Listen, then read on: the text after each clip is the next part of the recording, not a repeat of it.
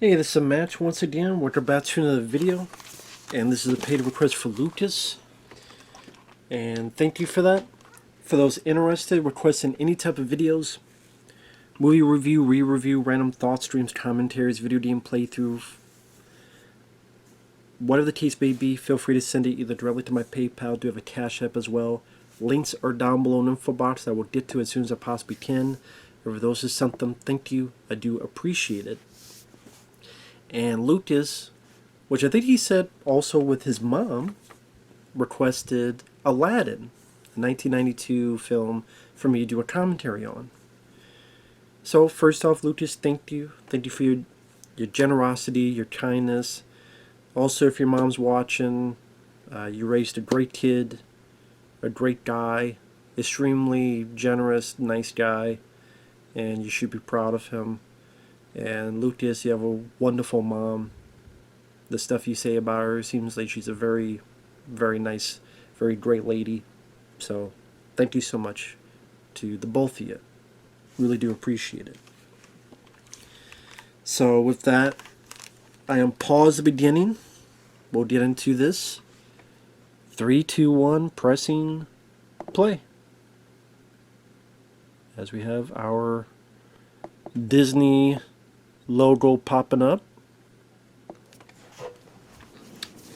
Now, I think I've said multiple times that if I have to pick a favorite Disney animated film, like if I said a favorite animated of some sort, I would say Wall-E, but that's CGI. Disney animated, I would say Aladdin. It's definitely one I watched a lot growing up. I think because like the pacing's pretty quick. It's only 80-some minutes long. The songs are very catchy. Almost every song there's a catchiness to it. And the voice acting. The voice of Aladdin, he was on, I always forget the actor's name. He was on the TV show Full House. And he was in this horror film I reviewed not too long ago called Shredder. And of course, Robin Williams as the voice of the genie.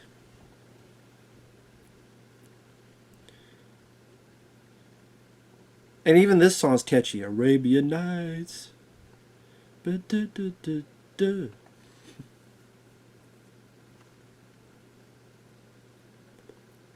You have very colorful animation, especially like the escape from the Cave of Wonders.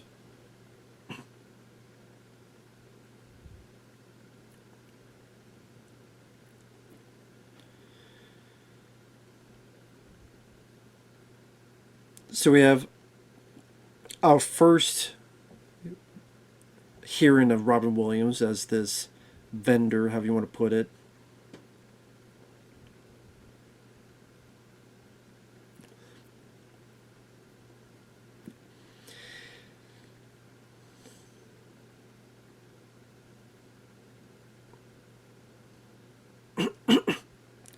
Now I would imagine that when they had Robin come in here, they just let him kind of let go of what he could say and what he could improv.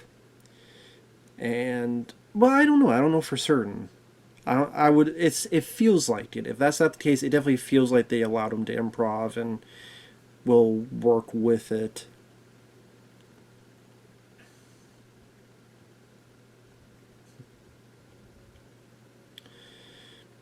Just the way even the vendor goes off and trying to sell supplies seems like something Robin Williams would do.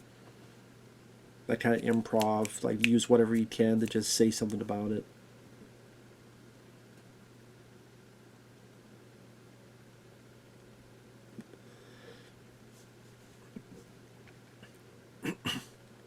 And like I said, there's a good color scheme to the rest of it, even the whole blue landscape of this. Of course, you have Gilbert Gottfried as the parrot. Rest in peace, Gilbert Gottfried. And then you have Jafar as well. Definitely known as one of the premier Disney villains.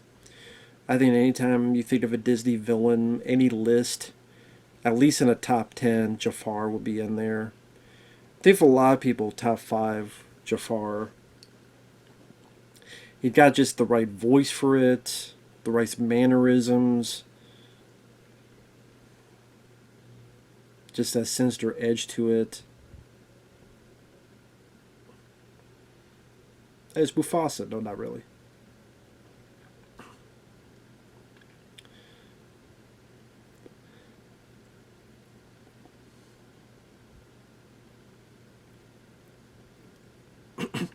Now, of course, you kind of find out you're not allowed to go in there. That's why we need Aladdin.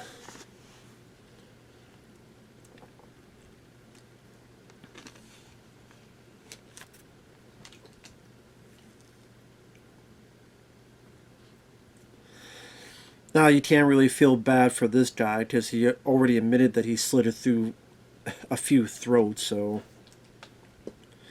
what happens to him eventually, can't really feel bad for him.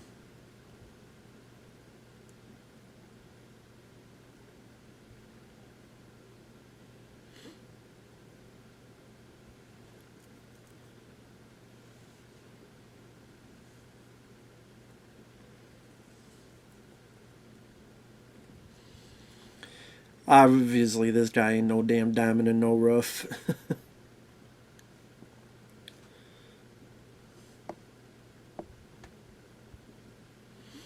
That's why your ass is grass.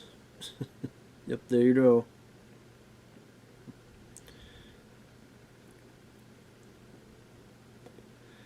That's why you can't really feel bad for that yet, you know. He deserved what he got. It's interesting watching this, knowing that Gilbert Gottfried's character will eventually be a good guy, will eventually turn on to the side of, especially when you got to really Return to Jafar.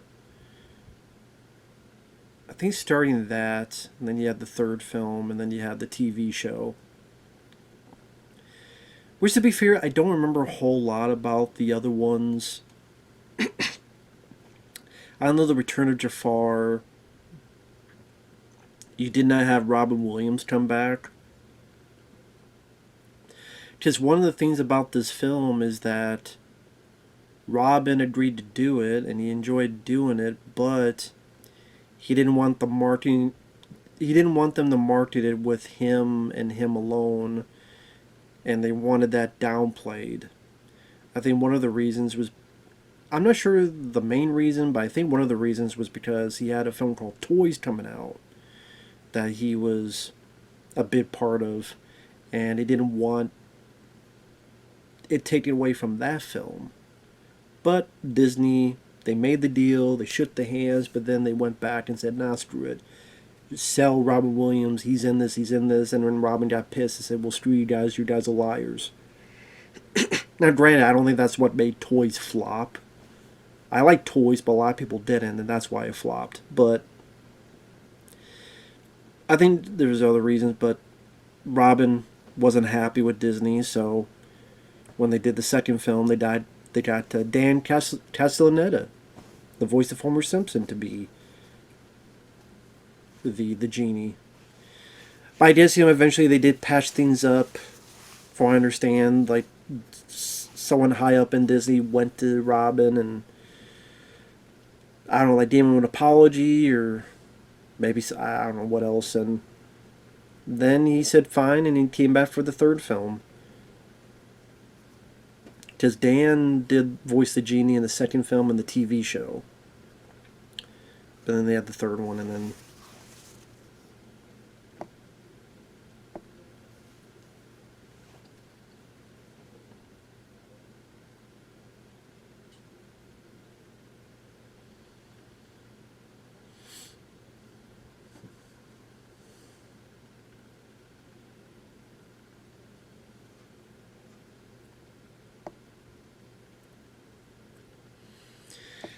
fuck, with a lady like that, you want to get caught by the the guards. But I say, like, every song has this type of cadence, has this type of rhythm that is very catchy, and get people really going along with it. Like they really hit the ballpark with the songs in this, and each one has that type of rhythm that really gets you in the mood of the scenes.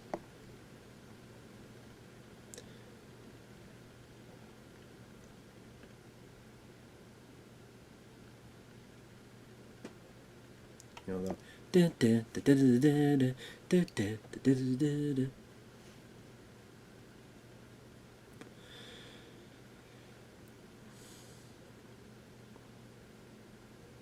I think that's the thing is that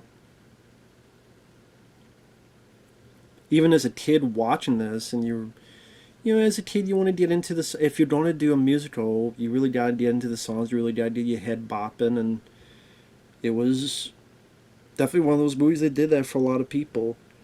And while he went out through all this to steal this, you see why he's quote the diamond in the rough. Here's some kids that need it, gives it to them, does the right thing, and it is what it is.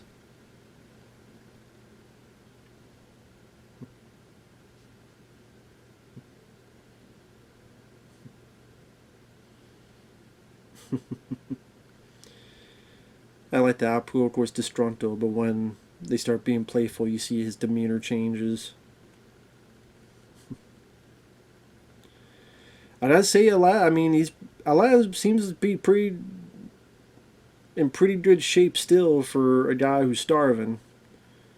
He still looks like he guy's ready for his six pack. But yeah, a lot of ways to establish your hero as a guy who is an underdog, a guy who is someone to root for.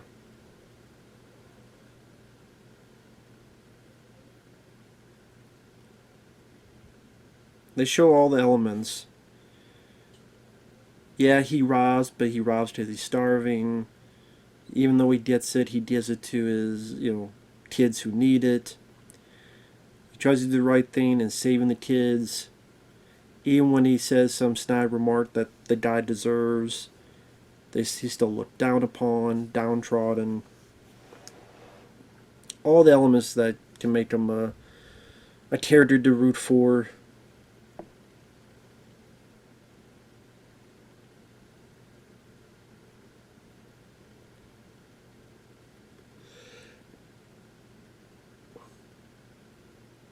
I don't remember who the singing voice of Aladdin is. I'd have to look that up.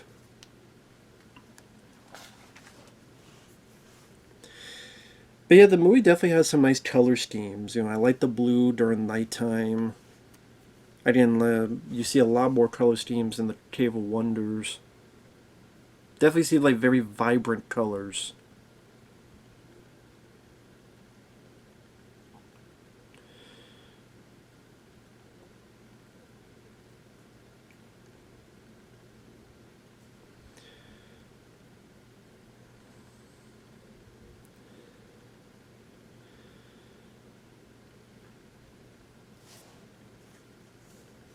I mean, pretty badass to have a damn tiger as a pet, I'll say that.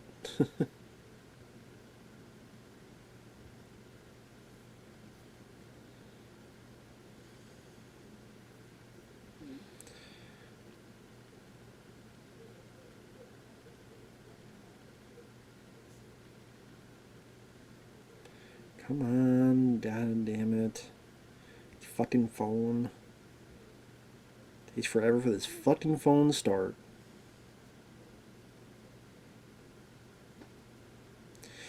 And I did see the live action whatever the fuck. It's so goddamn awful. So fucking awful. So much like I don't give a fuck variety.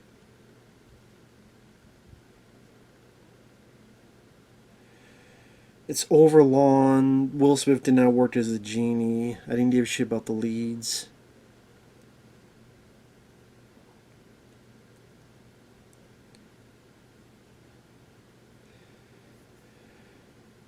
So yeah, Scott Winder as Aladdin.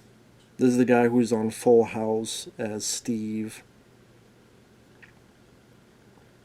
Brad Kane is his singing voice.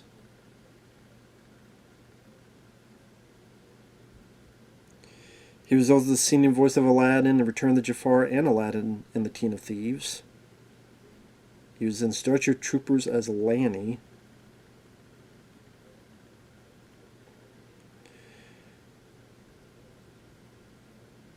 Chris Robin Williams. Linda Larkin as Jasmine, which she did voice it in Return to Jafar and Aladdin, The King of Thieves as well. She was Gil's girlfriend in Runaway Bride, for those who remember that. She did voice Jasmine in Ralph Breaks the Internet. And she did TV work as well.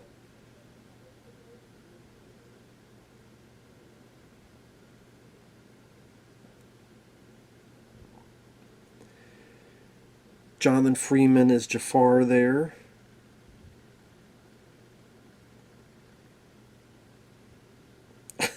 Really? He was in a softcore porno puppet film called Let My Puppets Come as Madam, puppetry and voice, and the chauffeur. Wow. Imagine someone going up asking about, hey, how was it filming Let My Puppets Come? Of course, he voiced Jafar and a lot of other stuff. Of course, Gilbert Gottfried, he's been, I mean, may he rest in peace. He was in a lot of stuff. He was in Problem Child. He was in The Adventures of Ford Fairlane. He was in Beverly Hills Cop 2. A lot of stuff. Hit pay dirt, pay dirt. Douglas Seal as the Sultan. I think I first saw that guy who voiced as the Sultan, Jasmine's dad, in, I think it was his Elf special. There's his Elf special. I think it was that, where it was about Saturday morning cartoon NBC. He also played the Santa Claus in Ernest Saves Christmas, which I definitely remember him from that, because I love Ernest Saves Christmas. That's a childhood favorite of mine. He only did 2 more films after this, For Love or Money and Palookaville, 1995. That was his final film role.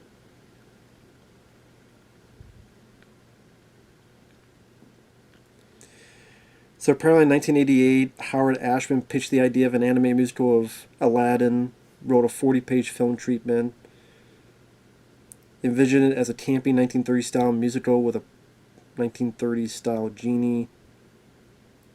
Mark Reiser did not think that a story set in the Middle East would be commercially appealing.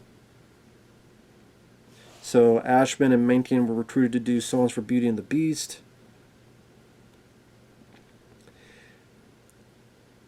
Director Ron Clements and John Mustard joined the production, picking Aladdin from 3 projects offered. The other 2 were Swan Lake and King of the Jungle, which eventually became The Lion King.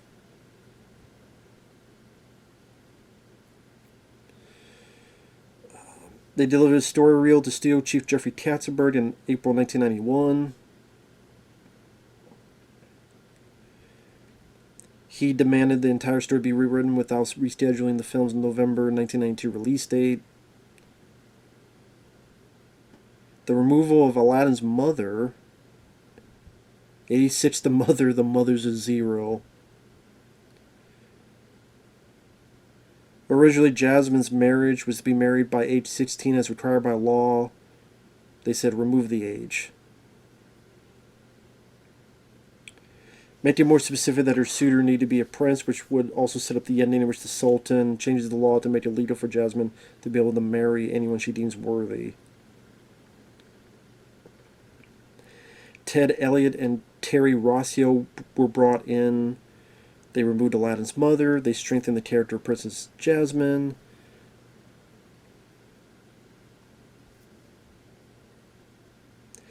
The parrot was originally an uptight British archetype, but they reworked it to Gilbert Gottfried.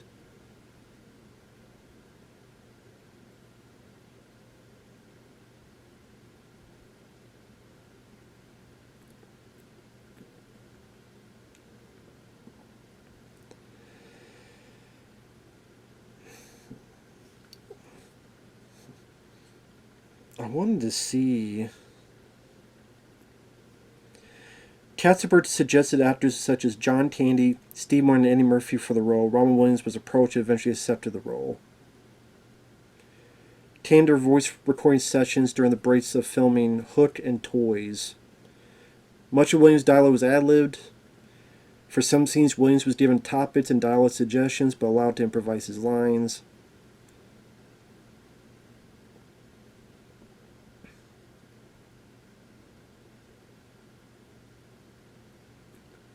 Here you go.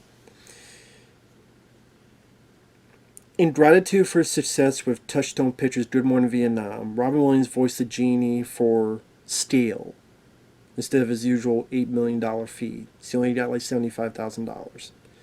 On the condition that neither his name nor image be used for marketing, and that his character take no more than 25% of space on advertising artwork, since his other film Toys was scheduled for release 1 month after.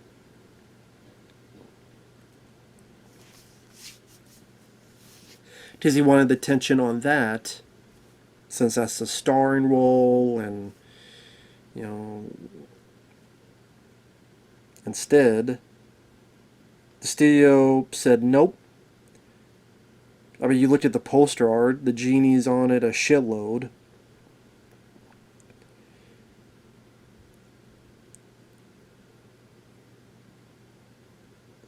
The Disney Hyperion book, Aladdin the Making of, lists both of his characters, the Pale and the Genie, ahead of main characters. They use his voice for the genie in the commercials and use the genie character to sell toys and fast food tie-ins without having to pay Williams additional money.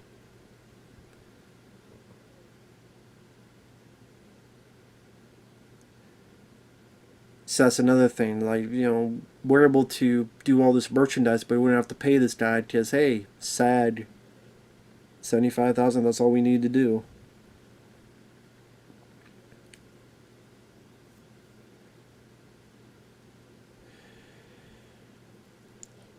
Williams explained to New York Magazine that his previous multimedia merchandise was different because that image is theirs, but this voice, that's me. I gave them myself.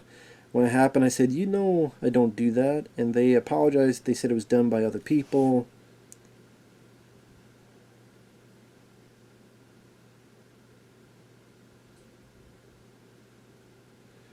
That's why he refused to do Return Jafar.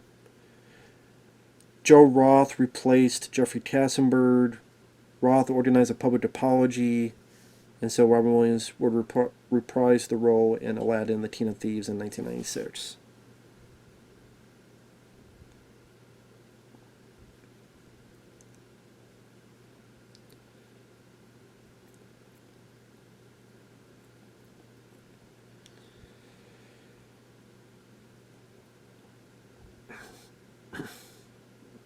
And of course, there's tons of video games, which I never played the video games. There's a live action adaptation. All that stuff that happened, so. So yeah, so I wanted to go through some of that, just because.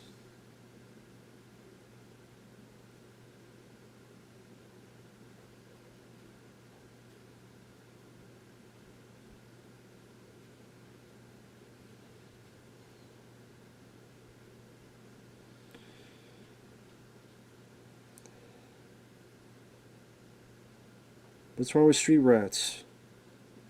There's like wrestling. They want all the rats.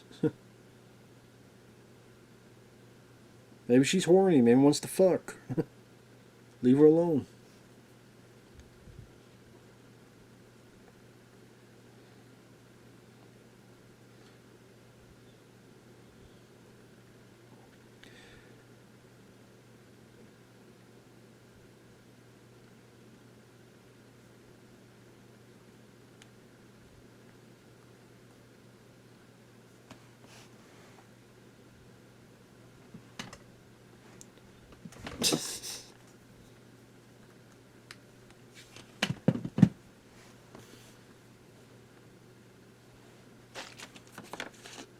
Yeah, Jafar, almost buy your fucking acting. But she does.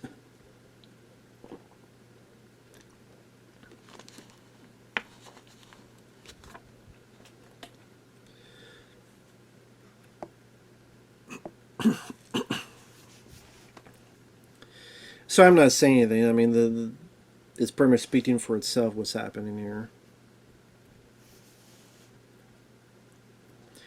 Lied to Jasmine, saying Aladdin's dead, so that he could take Aladdin and use it for his own benefits. And yeah, I know there's a cat in the back.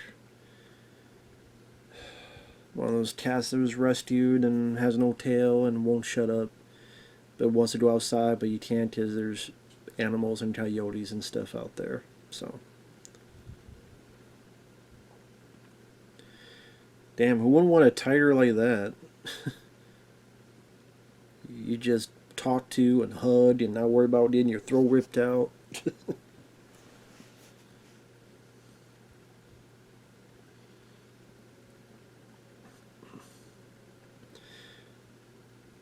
Come on, Aladdin, put your upper body strength into it. Get out of it.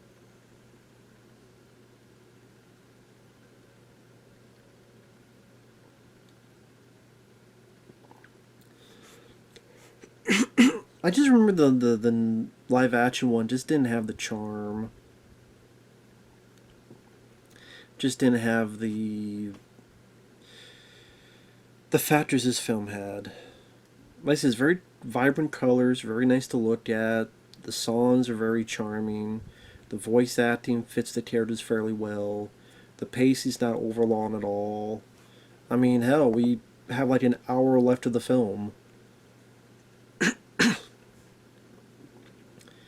Because we established the characters, now we're going to establish the inciting incidents, which is going to be Aladdin getting the lamp. And it takes, I mean, we heard Robin's voice at the beginning, but it takes a bit for the genie to get in this. But when he does, he's very prominent through the rest of it. Definitely the thing people remember the most. I don't know why Jafar took Iago with him anyway. There's no point for Iago to be there underneath the shroud, the clothes. Iago didn't do anything. I mean, I guess maybe to act as the hump, I guess. But, I mean, you could have put this a damn shirt on your back or something to create a hump if you really needed to, but anyway. I'd be wondering if this guy could have left all this time, why the fuck did he stay in this dungeon?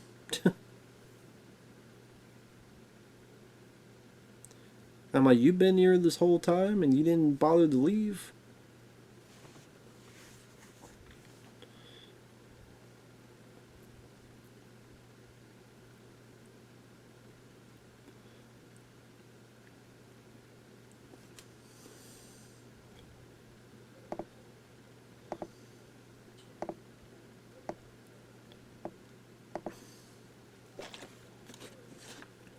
Well, I didn't swallow him yet, so it worked.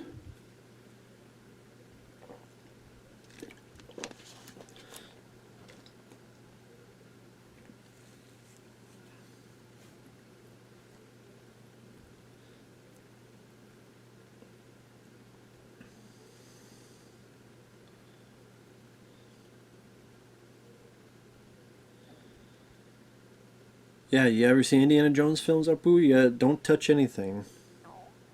Just go watch beginning of Raiders of the Lost Ark. I'll tell you.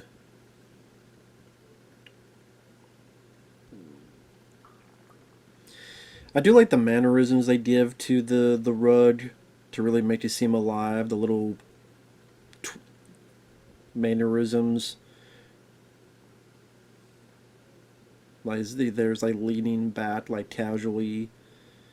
How the little things act like arms or fingers.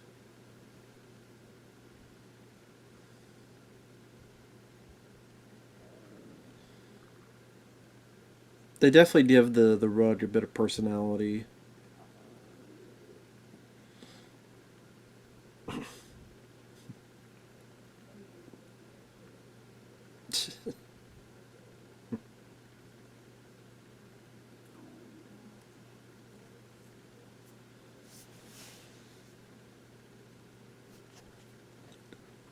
Who wouldn't want a magic carpet like that?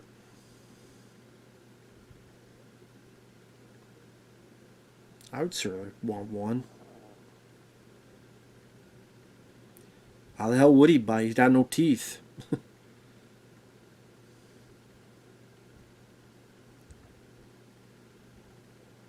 That's mean all the mannerisms they did with the animation to really express itself without a face. Pretty nicely done. Yeah, I think with the animators also they have to pay attention to the shadows that they cast too. Make sure those shadows work with the characters. All those details that are worked into to make the animation acceptable.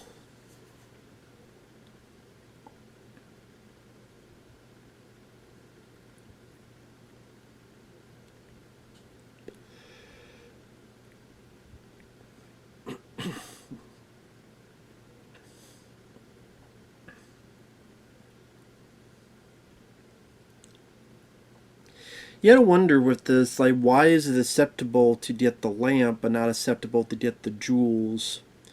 Because the lamp you would think is much more dangerous and powerful to have, let alone the jewels.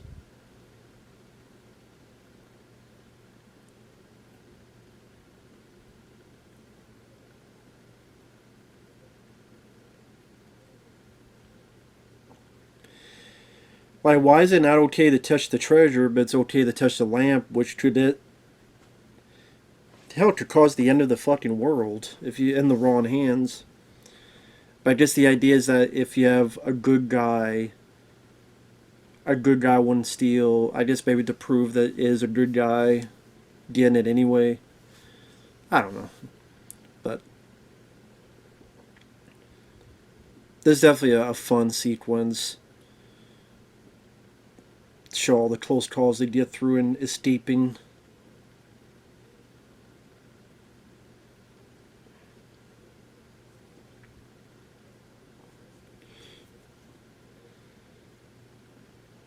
Especially the way they move. Like, it's weird to say to move the camera, but you really see like the journey they go through it. Definitely a lot of fun.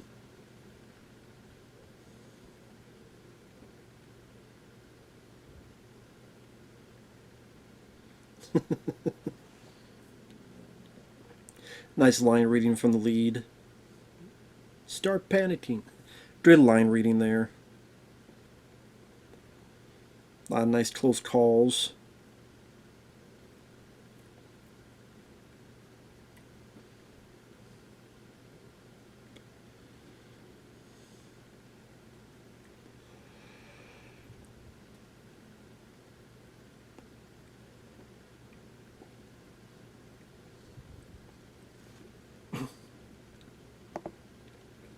Oh, speaking of Indiana Jones, is like, throw me the idol, I throw you the whip. Give me the whip. Vaya con Dios.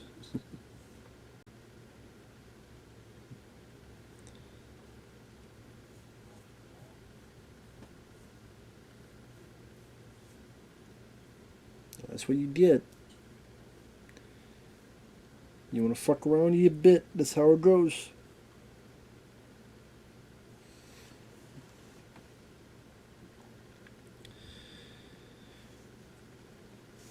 It still looks like a shitload of damn rocks fell on him.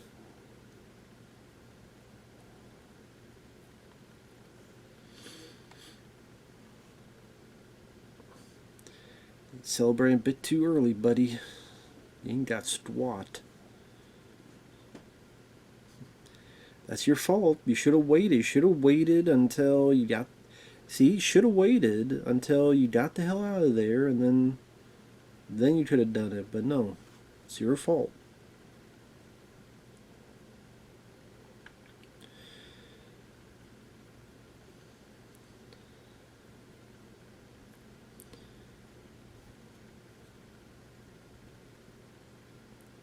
Like the Sultan, you're not a bit worried that a potentially innocent person got put to death because of your men? Okay, Sultan. Aren't you the fucking leader here? Wait, someone was killed without my 100% say so? What the fuck?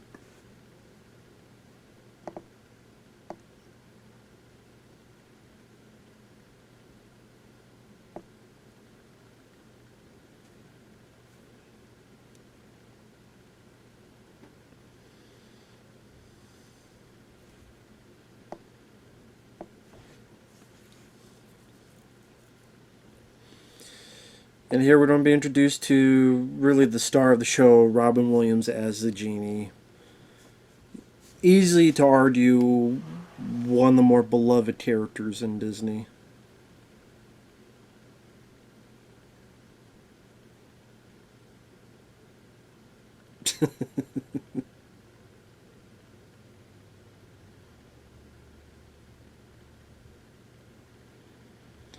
So yeah, I mean, it's very commendable that they allowed him to improv and be like, okay, well, usually they want to be very certain on what they're going to draw so that they could draw it early enough. But the fact that like give him enough leeway, and then we'll adapt the drawings and animation to what he said.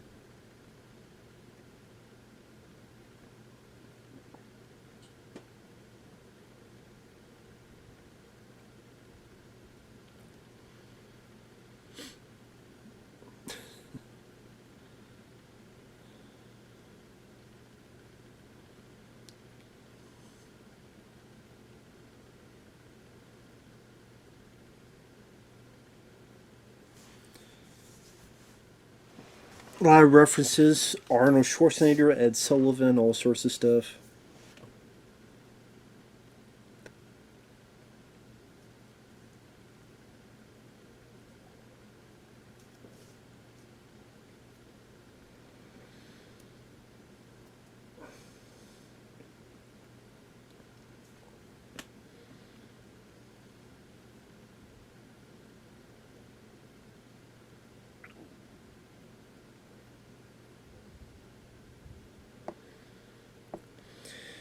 So once again, yeah, another very catchy song. You ain't never had a friend like me. Again, they really do like. It's very hard to encapsulate the energy Robin Williams had, but this film does it with again the amount of different impressions, all the different things he could create, and like how inventive the genie is with his creativity is kind of how Robin was with how he could just take whatever and just go to town. Like if you watch so many interviews with Robin Williams, inside the actor studio, he pretty much turned that into a stand-up routine. Interviews where he'd be like doing all sorts of creative ventures in his mind where these tangents would be just traded out of the blue. And that takes talent. That takes extreme talent. And I guess to mention a bit about Robin Williams, when he passed away, I remember being saddened, tearing up a bit. Now, I don't do that with every celebrity because A, I don't know them, they don't know me. B, it's going to be a lot more often as people get older. But Robin, one of those, it really did because I grew up with the guy. You know, I grew up with films like Aladdin and Jumanji and films like Good Morning Vietnam and his stand up and bits and pieces I'd seen of Morton Mendy, just a lot of stuff. And you see just his energy, you just see his courtesy. I think one of the things I remember reading is that one rule he had was, okay, when I do a film, hire some homeless people to really help them out. You see like his kind of interest. I mean, I always remember the story. I always tell the story, but when he did Cadillac Man, someone who was in the film was Judith Hoag. He found out she was going to do this Ninja Turtles film, and he's like, really? Then came back and had like the comics, and he was a fan of the comics. And then Judith even tells the story about how he went to the premiere, and Judith saw him at the premiere, and how that was just very generous of him to do that. And stuff like that is just heartwarming and nice to hear.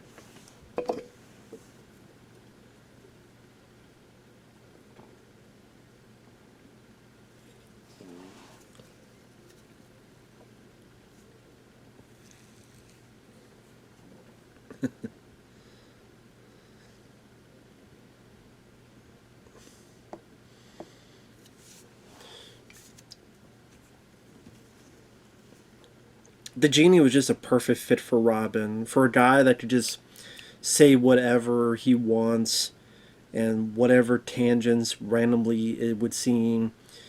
You have a character that could create any type of magic to illustrate those tangents and those creative whims.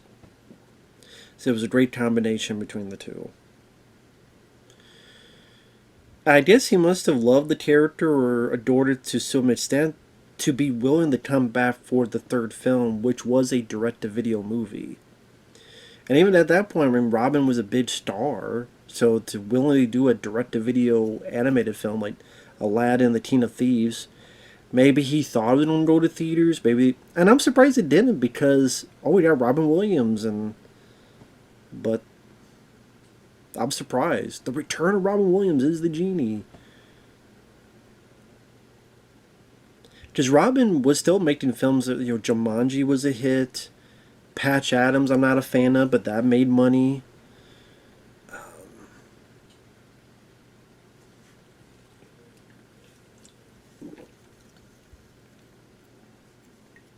Good Will Hunting, he won the Oscar.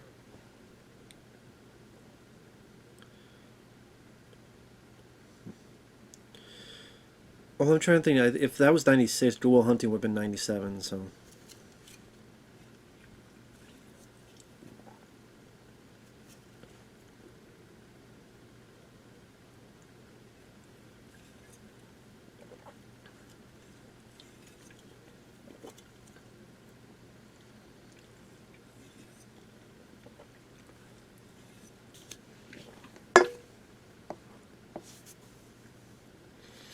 I will admit at times, Gilbert Gottfried, there would be times with his voice he would get on my nerves.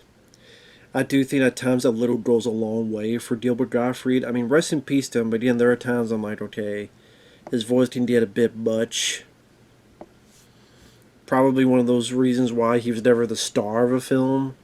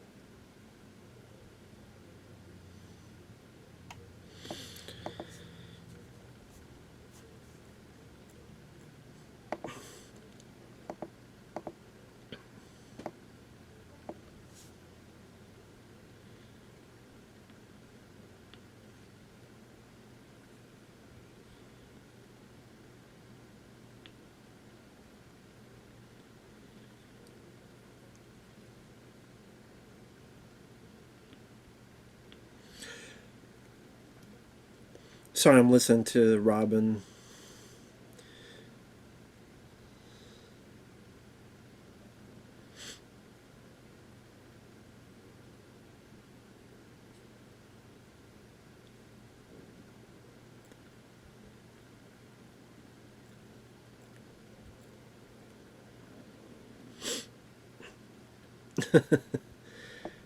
I like that nice nod to Pinocchio. That's very cool there.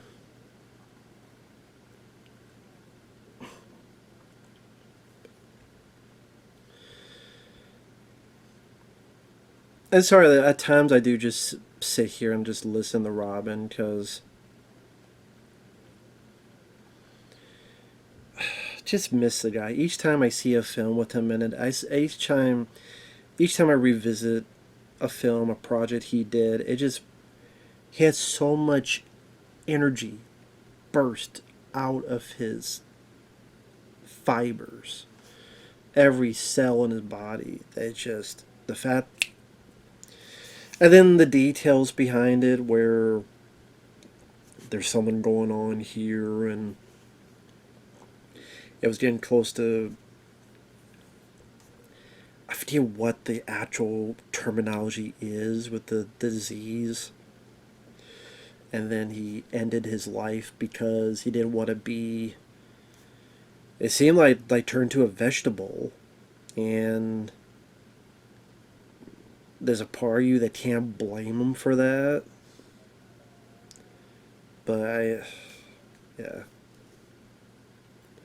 I wonder if this would be labeled offensive when you have the effeminate, the curtains, all that stuff, chop chop. One people would feel, oh, this too insensitive or too offensive and not PC enough.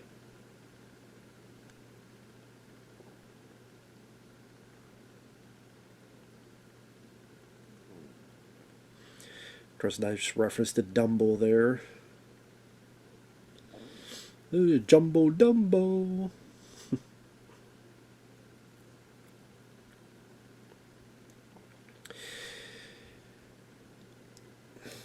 I mean, there's been many other films that deal with wishes and wish fulfillment, and I mean, there was that Patrick Swayze film, Three Wishes. There's been horror films like Wishmaster. Isn't the Monty something to do with that? Maybe not. There's the Monty's Paw story, and it makes you wonder, like, what kind of wish. I mean, there was even an X-Files episode where there was a genie, and like Mulder wished for peace on Earth, and he got it, but it was literally like nobody was on Earth, thus peace.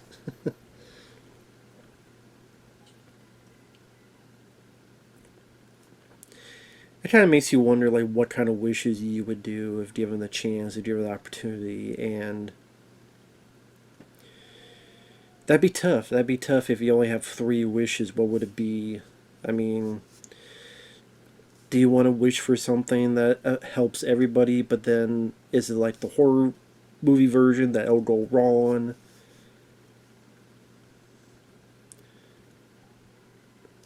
So if you like wish for people to be very peaceful and not hurt anybody, it seemed like it shouldn't go wrong, but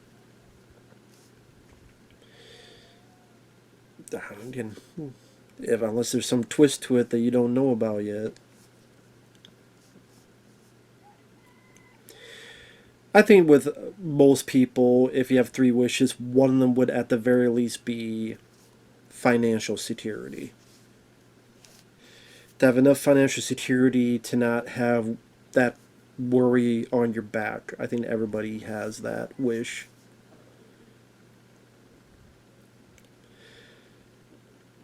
I do like this little detail that Genie has made himself flesh colored. I know that might not seem much, but in lesser hands, they'd be like, "Oh yeah, we gotta make sure people know he's the genie." Well, we do because of his voice. Yeah, but we gotta make sure, and who cares if they don't know that he's blue? But no, it's like no, he's flesh colored. Otherwise, they'd be like, "Why are you blue?" So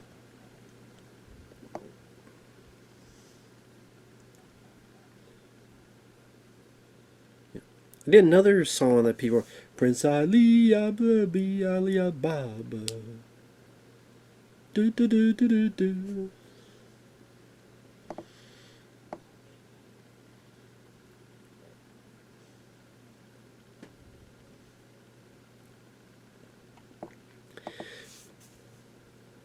And yeah, just the amount of characters he was able to implement while doing this as well.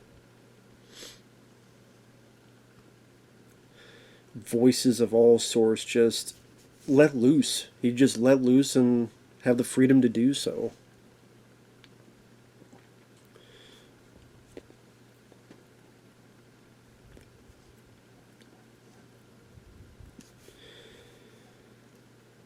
Very nice to entail. And like the stories like this, I think does work better in animation. When you try to do this live at like they did, and there's going to be a lot of CGI, so you see that real people and CGI, and you see the difference between the two. So you're used to the real thing, but then you see the CGI, and then you see that's fake, and that's not in the same realm as this, and then that takes you out of the movie. And yes, there's some movies that do it better than others, but there's still that thing you notice of, that's not in the same dimension as this. That's not in the same plane of existence as this. And so I'm not 100% for... I'm not 100% on board with the scene itself, because I know there's something artificial. Here, because it's consistent, you're consistently in this cartoon world where all this stuff's happening, so there's nothing that breaks the flow of it, if that makes sense.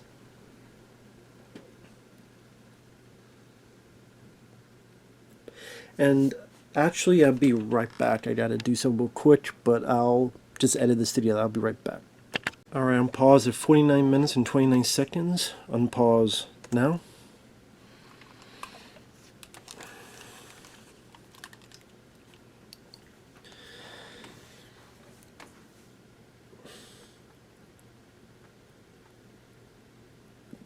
Sultan is such an idiot. He doesn't understand what the hell is going on at all, does he? Sultan doesn't know a damn thing. He's such an idiot. Such a dumbass. Such a moron.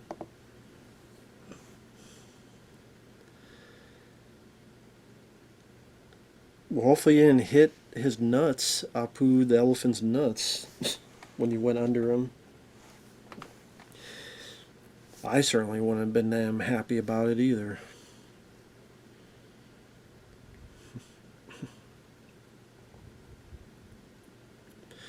That's a bit of POV there.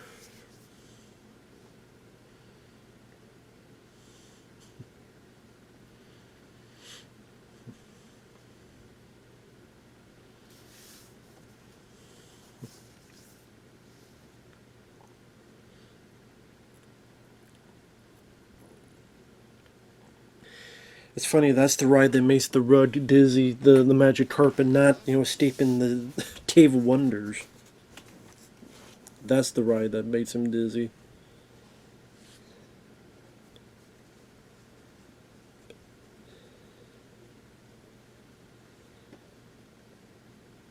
Now, I get that he's wearing an outfit, but I'm surprised that when Jasmine doesn't take one look at his face, she doesn't recognize that it's Aladdin. It's not like his face has changed. It's not like his face is different.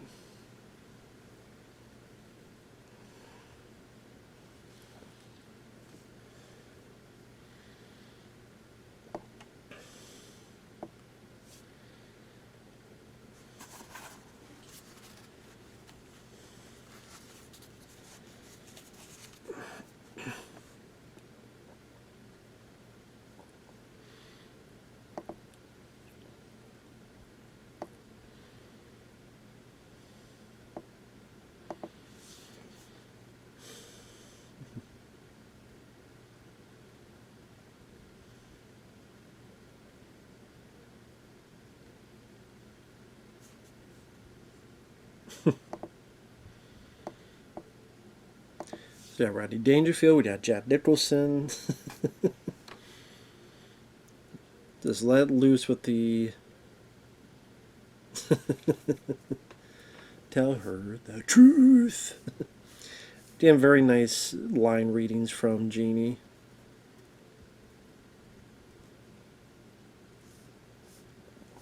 Robin Williams just had a lot of really good line readings throughout the film, which made him a very memorable character in this.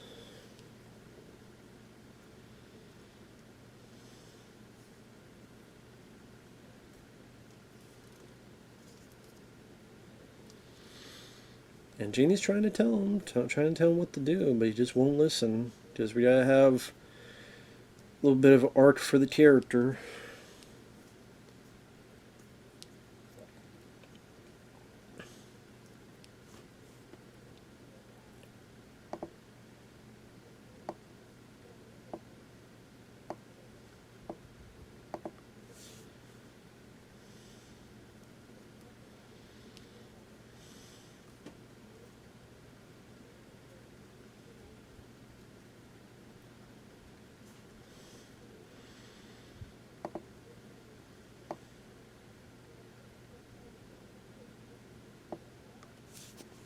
Maybe she's trying to piece stuff together.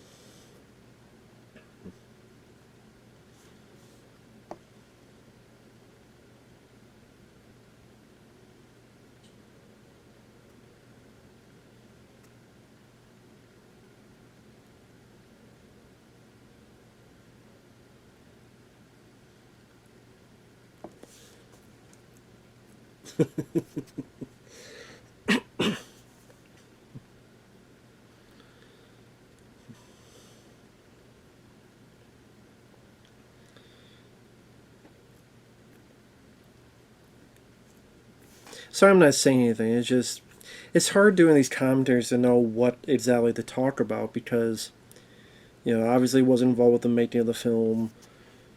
Usually when I watch films like this, it's just enjoying it on face value. The animation's nicely done, the songs are catchy, like I've said before.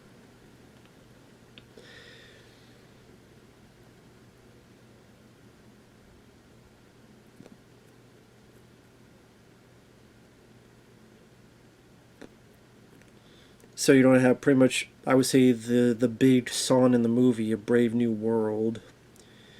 I think if there's any one song that exemplifies the movie, it would be this one. I would say it's the best song in the movie, Brave New World.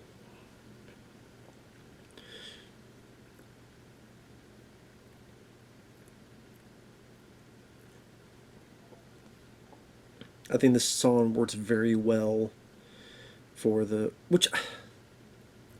Did they even try to do this in a live action film? It's funny, I've seen that. I don't remember most of it, to be honest.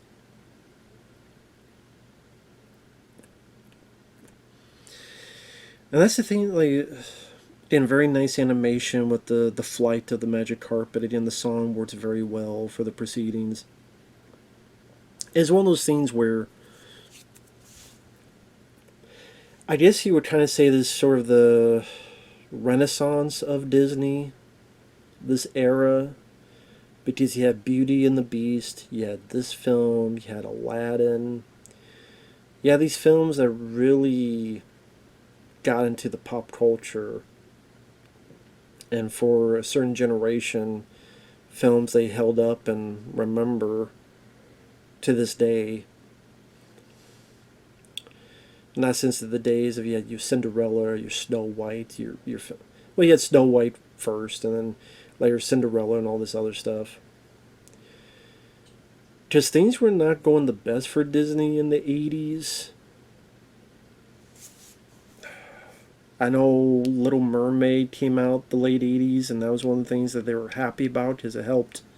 I don't want to say it saved Disney, but it definitely helped them because Disney was trying to do these live action films that were not working. The Black Hole, that didn't work. That flopped. The other live action films they tried to do, and it didn't do that great.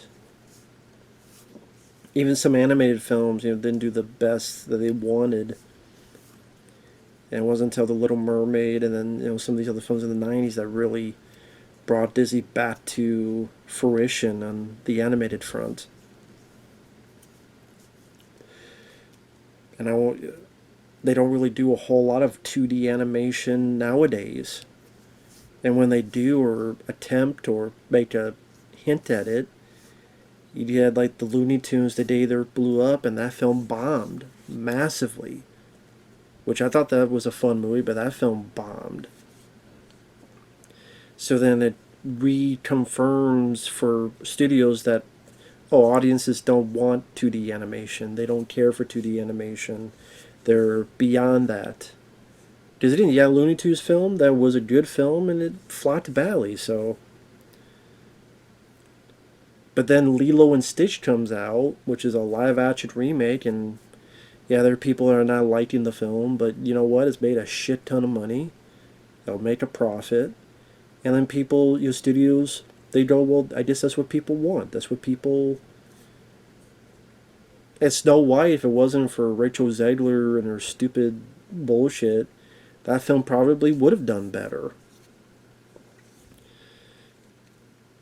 And so, like any company, Disney sees what made money, what worked, and they follow through with it. They don't always do that. Sometimes they don't realize they're fighting a losing battle. But most businesses, what they try to do is follow the money. If 2D animation is not making you money, then they drop it. They go far from it, far away from it.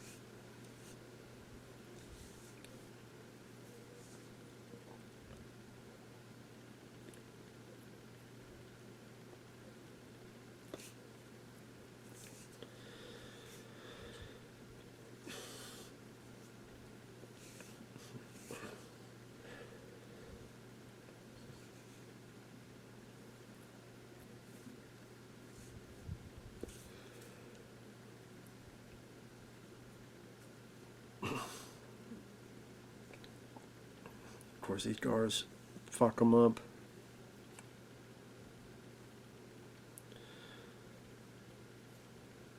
I don't know where the hell Genie's at this point. I forget where the hell he's at. That's a hell of a hit on the head.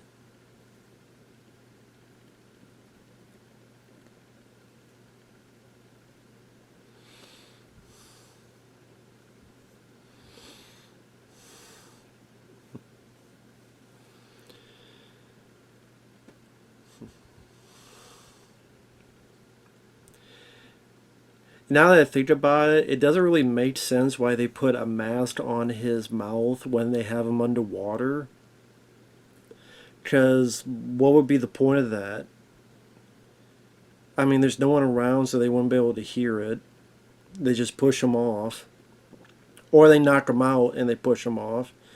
But what would be the point of having his mouth covered? I mean, he'd be sucking up water anyway. Even if he, it's just, it doesn't really make sense why his mouth is covered, now that I think about it. Because again, they would have just knocked him out, pushed him over, and then he would just drown there, mouth covered or not. But it is what it is. It's not a big deal. It's just something I notice.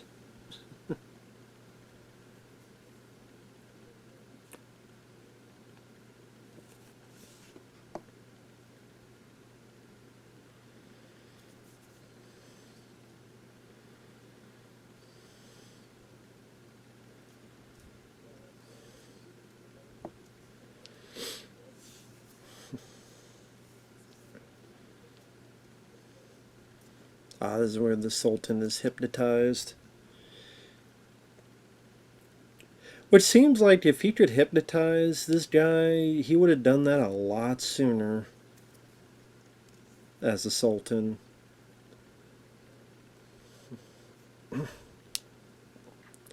Like, that'd be the question. If he could hypnotize the Sultan all this time, why don't you just hypnotize the Sultan and be like, make like a will and testament that I leave all my belongings to Jafar.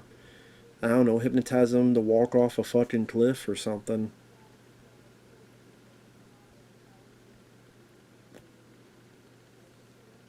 Like, why don't you just do that?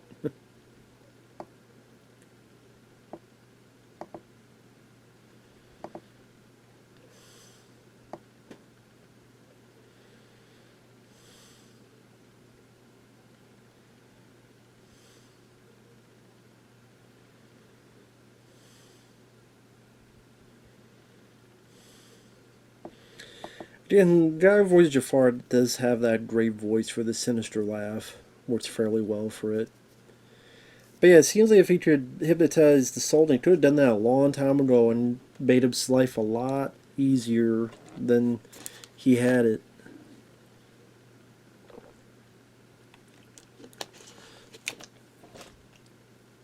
Like, she sees his face, and it hasn't been that long. It hasn't been like a month or so, I would assume. And yet she still can't recognize who Aladdin is. It's like, I get it that it's not like you knew each other for a year or so, but still,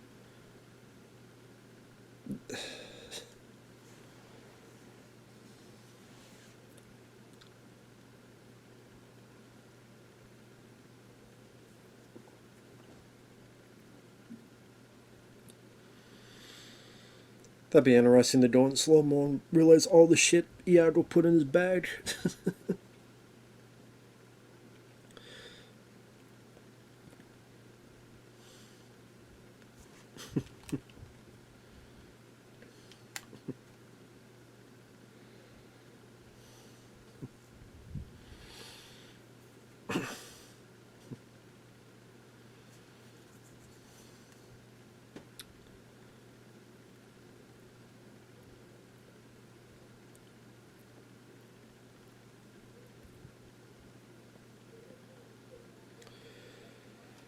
This is Aladdin realizing that, he did all this through lying and it's not going to end well.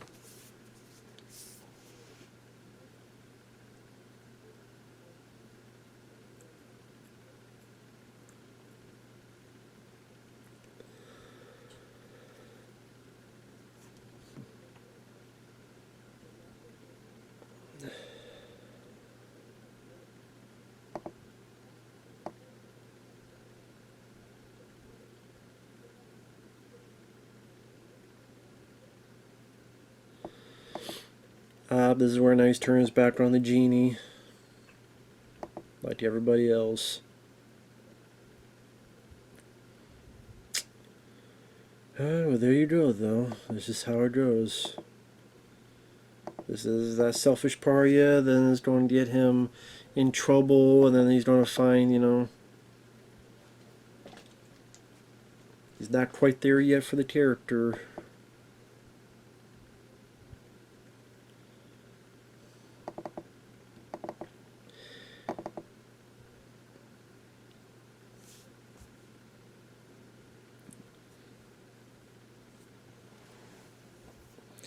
Yeah, have him at the low point and push everybody away so he's alone, so he's the most vulnerable until the shit hits the fan, and then the redemption arc.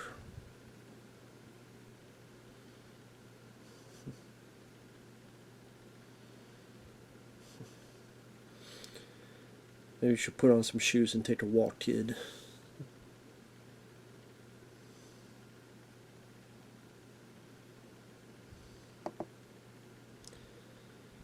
Damn pink flamingos.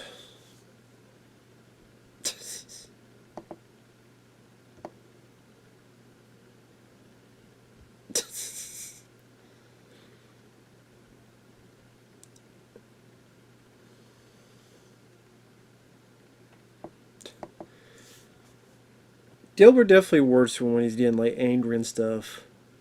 What's your problem, Pinky? Now he's flying off with that damn lamp. If he set the genie free, everything would have been fine, but no. Now everything's going to hit the fucking... hit this fan.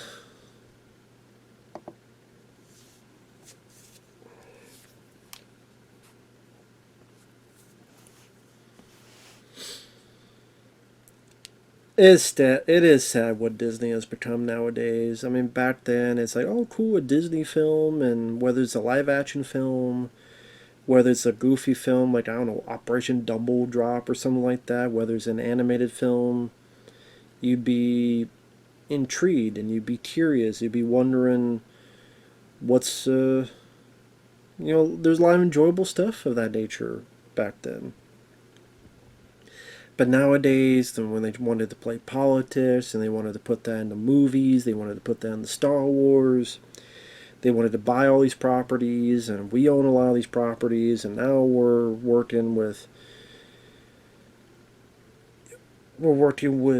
Star Wars, we're working with Marvel comic books, we're working with all these other avenues, now Fox, and let's churn out product.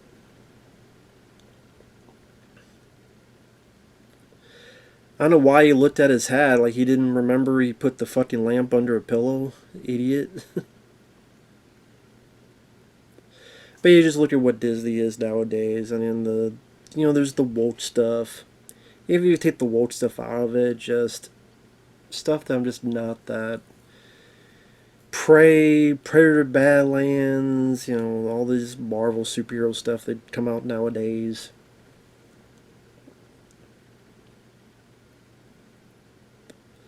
They're just not that intriguing about it.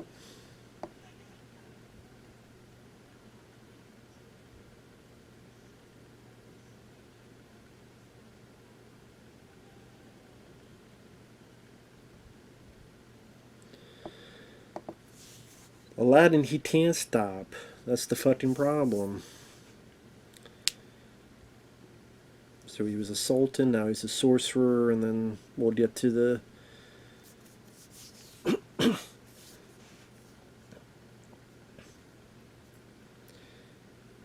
Well, I mean, it's nice that he turned into a kitten. He could have made it explode into a bunch of red gore.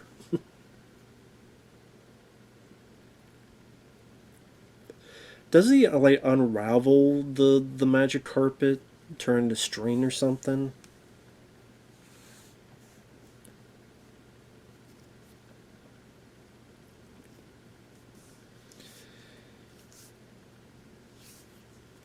Like, the clothes is what made you recognize it? You're not from the face, I guess.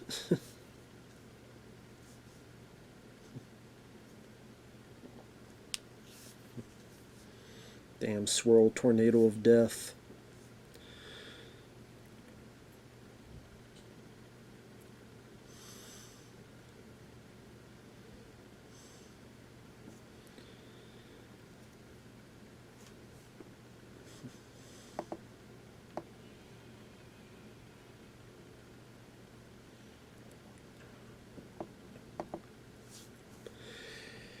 Like a lot of villains, you could have just killed the good guy right then and there. Like you could literally pick him up and crack his neck, or bash his head against the wall, or pile drive him into the ground. There's all sorts of things you could have done, should have done, would have done, and of course they don't because that'd be the end of the movie.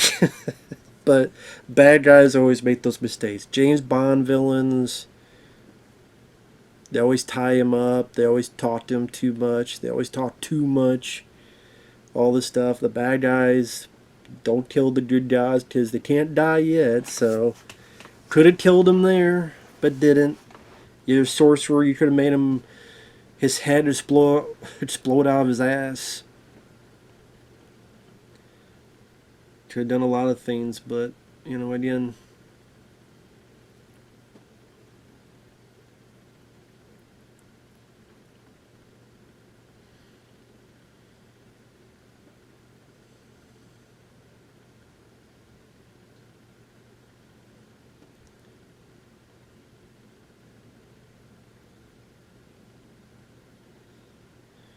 Yeah, this is like a Buster Keaton, Jackie Chan thing. You do live action. In the right spots, it just goes right over you.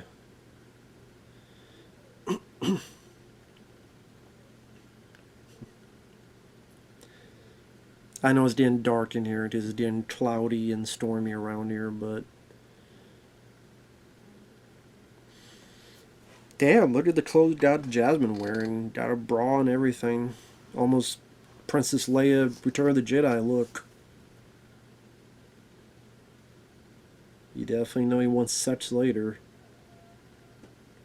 I mean, look at the way he's got her dressed.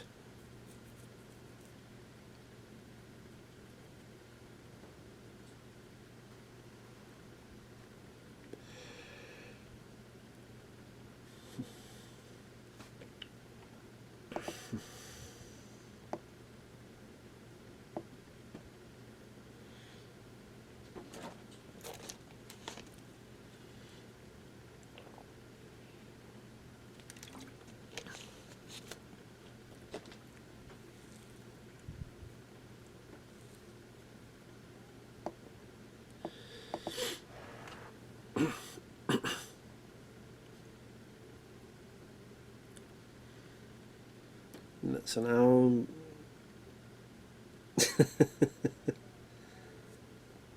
I do like the reaction they have on the genie there. Even he's wondering something's up with this. Something not understanding. There you go.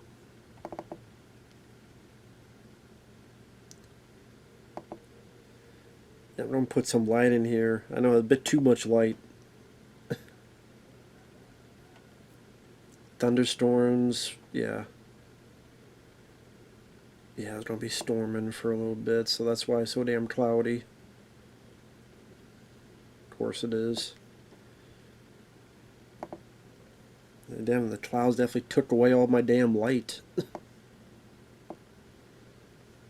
There you go, Apu, choke the shit out of Iago. Get him in a sleeper hold. Make him go to bed. Just grab the fucking thing, Aladdin. Just grab it. Stop watching and grab it. Watching your own damn Skinamax. Grab the fucking thing. Instead of lollygagging, I kissed them. Fucking could have done it. You idiot.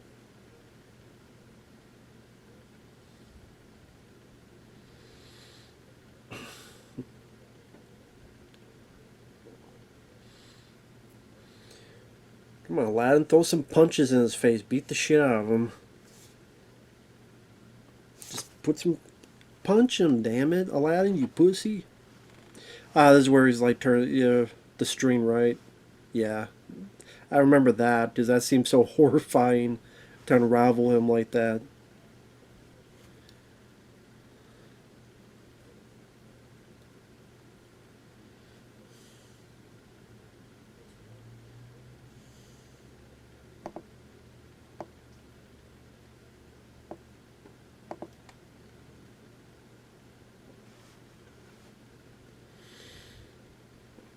Cool design. Turn to the big cobra.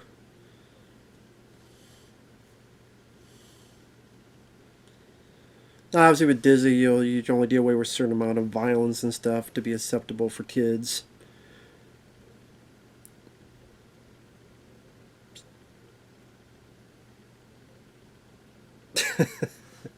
That was always one of my favorite moments. Is him going, Jojo, Jafar, he's a man. If he can't do it, great! Such a great line reading from Robin Williams. That always stuck out in my mind. But I was saying, like, he hits the snake with a sword, but you can't see a whole lot of. You can't see hits and blood and stuff. Mostly that's a big no-no for this kind of movie.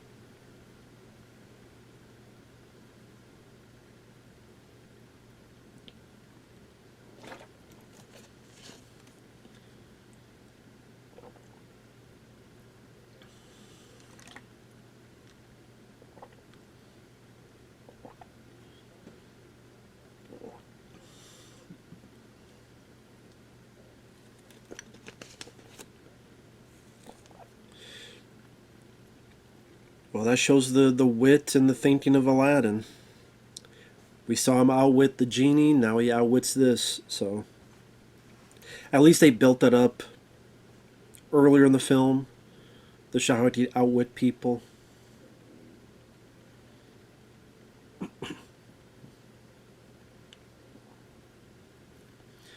Granted, you would think a sorcerer would do the same things as a genie, just. That's the thing, that's the. How Jafar didn't understand, didn't get.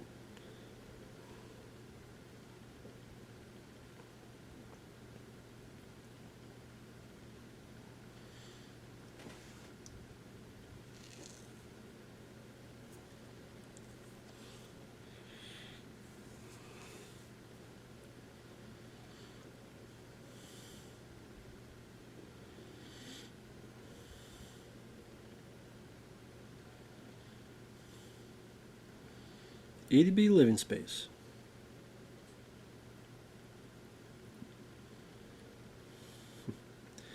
And there you go.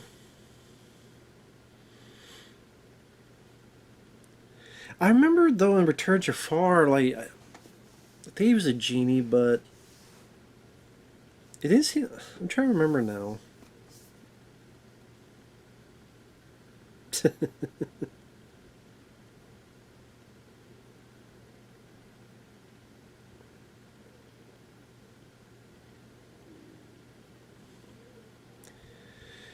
That was another thing with Disney films. They didn't want your lead character to kill the villain. Either the villain ended up dying themselves, doing something to end their own lives, either running away, chased away, and they turn too far, they go too much and they fall, or they're trying to climb and something comes loose and they fall, or like this, they get captured.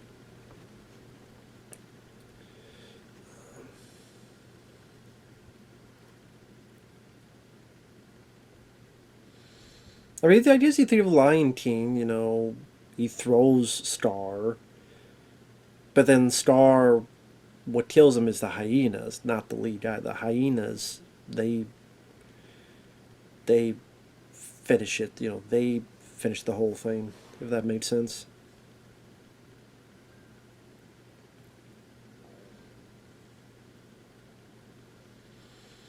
Very nice, sweet moment here. Which I'm sure they were kind of unsure how to deal with this later when he had no more powers. So it's like, well, wait a minute. If he's not a genie anymore.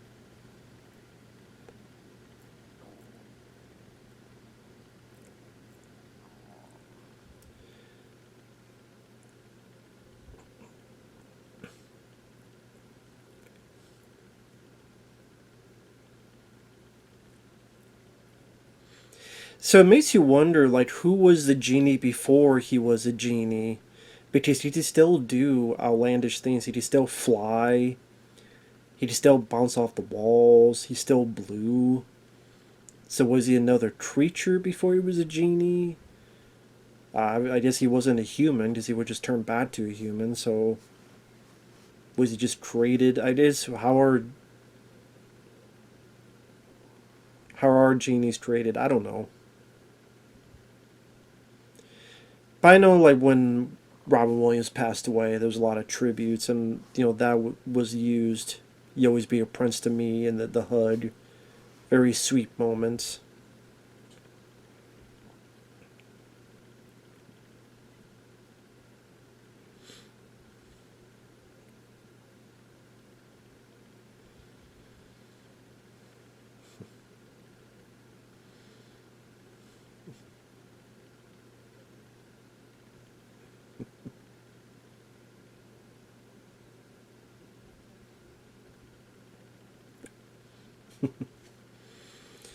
Well, I just this showcases that he still got power, so when they bring him back, why he could do certain things.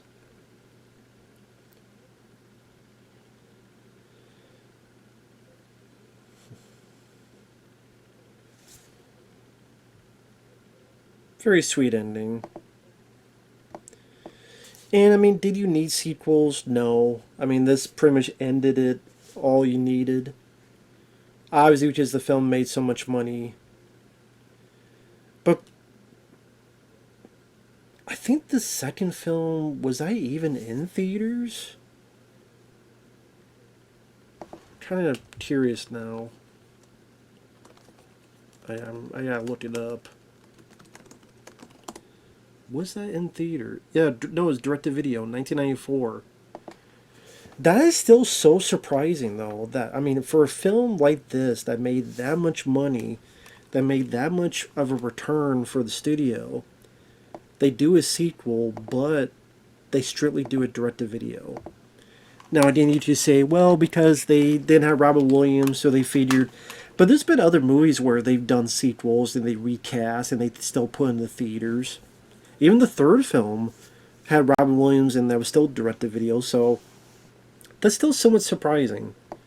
Just like I said, this movie was a huge hit, made a lot of money for the studio. It's a beloved classic.